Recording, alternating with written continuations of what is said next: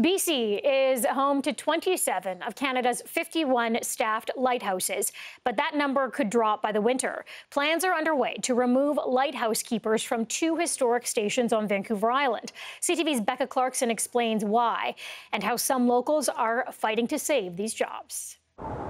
These are the beacons of light for nearly 7,500 hikers who travel the West Coast Trail every year. 2 lighthouses along a route originally created to help shipwreck survivors.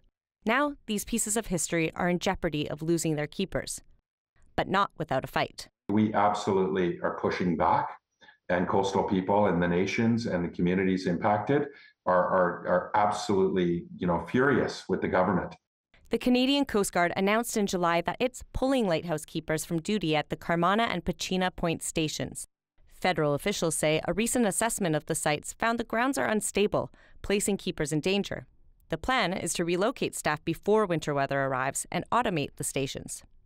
Automation, you can't hear voices calling for help, and they need to make sure that we have boots on the ground and eyes on the water to perform many different roles, including saving lives.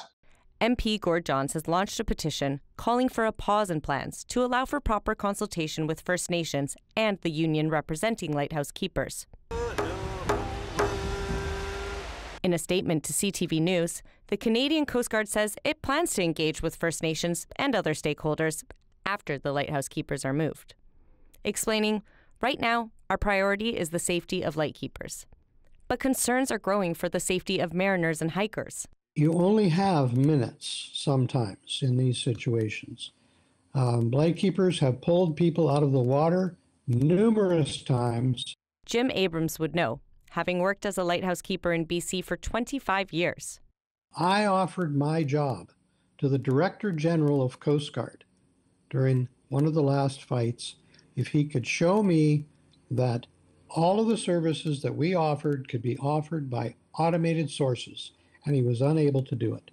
He kept his job, and now he's fighting to help others do the same in these iconic landmarks. Becca Clarkson, CTV News, Vancouver.